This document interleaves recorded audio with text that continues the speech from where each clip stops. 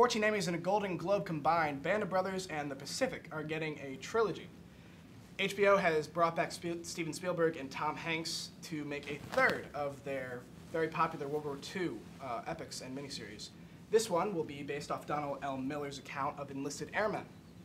So what really interested me about this project is that since Band of Brothers took place on the ground, like mostly ground where they came out of the planes and then it was mostly just ground routines, now apparently this is going to be the air. Do we think this is going to be kind of like, what is it called, Skyhawks? Red Tails? Red Tails, I'm sorry. So it's fighter pilots, essentially? Yeah. Well, or is it the guys, you know, actually jumping out of the plane? That was Band of Brothers, though. Oh, okay. That's what I initially thought. Oh, no, this would be all about the Air Force. Oh, okay. So both.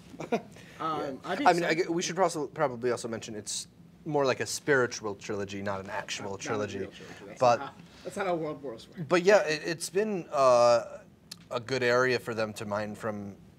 In the past, with Band of Brothers and The Pacific, they gained so many awards and award nominations, and there's such acclaimed shows. Band of Brothers, a lot of people like to call the best miniseries of all time. So good. So, I mean, you have to think that they're setting themselves up for another classic.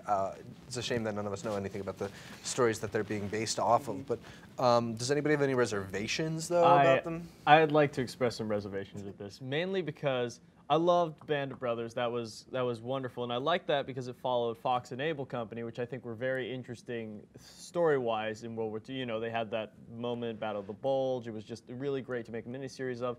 Pacific, I liked it, but I didn't like it as much as Band of Brothers because it kind of didn't recapture that same magic that really made the first one.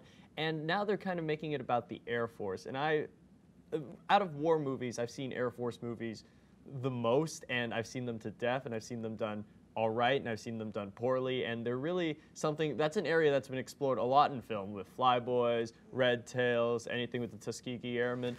You're not also mentioning any good movies. Yeah, but I mean, it's really like, it's a very explored area, like even when, like the dawn of filmmaking, they made movies about planes, you know. The first Oscar-winning movie was Wings. Exactly. So I really feel like this is a well-mined area for film and like a very fleshed out area for television too. So I don't think it will be as engaging as Band of Brothers, but it won't be bad by any stretch of the imagination. Yeah, but I mean, I still have reservations about it being the same epic that we've come to know and love from the other two. There are people who note that The Pacific is not as good of a series as Band of Brothers, but it's like calling The Godfather 2 not as good as The Godfather. Yeah. You know, it's hard to live up to the hype. But again, you're talking about a filmmaker in Spielberg who he's not afraid to necessarily revisit some subjects, but that doesn't necessarily mean he's gotten better at them. You look at like Schindler's List, then Munich, or something.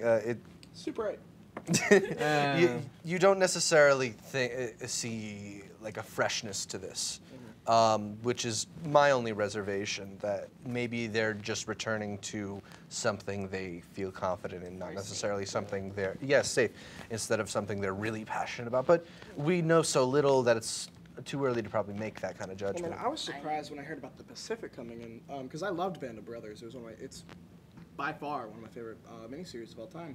I was surprised they were making The Pacific, and I mean, I was pretty excited also because, I mean, it's the closest you can get to seeing another Band of Brothers. But I've never seen a good Air Force movie. I mean, I've seen ones that are okay, and when they're okay, I'm excited because I'm like, oh, it wasn't bad. Yeah. Let's go to Amelia for one last point. That's what I thought, like, one of my slight reservations was how many options are they going to have visually when it comes to a plane? Because you can either rely completely on CGI, where usually your eye's going to pick up that something isn't right, or you can just kind of try cutting around it if you're that brave, and I don't know how you can really... You are really confined in those someone's ships. attention. And that was like a big selling point in Red Tails. It was that is so much better CGI than has been applied to these Air Force movies, and didn't exactly add any kind of excitement or engaging elements to the story. And we know they have the money to do all the CGI. Will that save it? I don't know. Yeah. Well, for more movie news updates, I don't know why I said it weirdly like that, stay tuned to the Pretentious Film Majors YouTube channel.